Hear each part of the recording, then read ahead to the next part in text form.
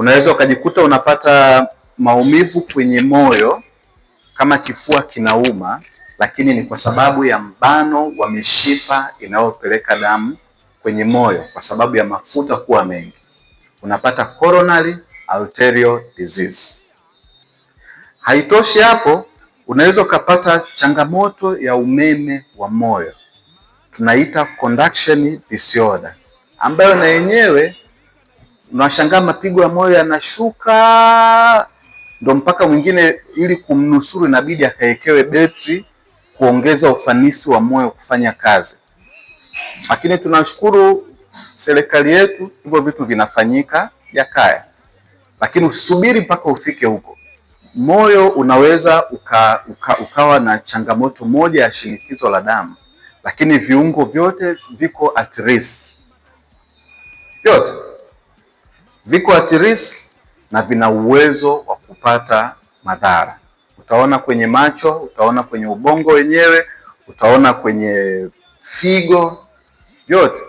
Wakati wewe unasubiri upate dalili, uanze kuona unavimba, uanze kuona unashindwa kutembea, uanze kuona upande mmoja ufanyi kazi, mdomo umeenda upande. Wakati wewe unasubiri hivyo, tayari umeshaingia kwenye complication.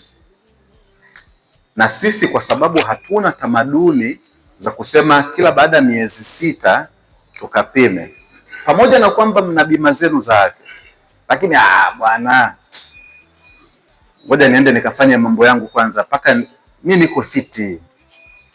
Uko fiti, you don't know your numbers. Nchi za wenzetu wanatuzidi kwa sababu they know their numbers. Mtu hata aende hospitali kwa sababu anaumwa. Kwanza kabisa ni shukuru management ya LATRA inaongozwa na CPA Habibu Juma Suluo kwa kuandaa mafunzo haya ambayo kikweli mafunzo mazuri ambayo yamelenga kwanza kutupatia elimu sisi au watumishi kuhusiana na masuala mbalimbali kwa masuala haya ya afya. Hivyo basi leo tuna wataalamu hapa kutoka taasisi moja ya Kikwete ya JKCI ambao wamekuja wametufundisha mambo mazuri sana ya namna ya kuweza kulinda afya yetu, hasa afya ya moyo pamoja na afya ya magonjwa haya. Tunasema kuna magonjwa ambayo yanaambukizwa na magonjwa ambayo yasiyoambukizwa. Kwa hiyo wataalamu wa JKCI wamekuja hapa ofisi za LATRA Dar es Salaam na kutupatia sisi watumishi wa mamlaka hii ya LATRA elimu kuhusiana na masuala haya. Na kama unavyojua kwamba swala la afya ni swala muhimu sana katika mustakabali mzima wa kutekeleza majukumu yetu kila siku. Pindi ambapo unapokuwa na afya njema, basi inakupa hata kujiamini wakati unafanya majukumu yako. Leo tumepata mafunzo ya namna ya kuweza kujikinga na magonjwa ambayo yamekuwa ni changamoto, magonjwa ya kutokuwezesha wafanyakazi kuweza kuwajibika vizuri, kwa sababu magonjwa haya yanakuwa na madhara hasa sehemu za kazi, yale magonjwa ya mtindo wa maisha, magonjwa ya kuambukiza na yasiyoambukizwa.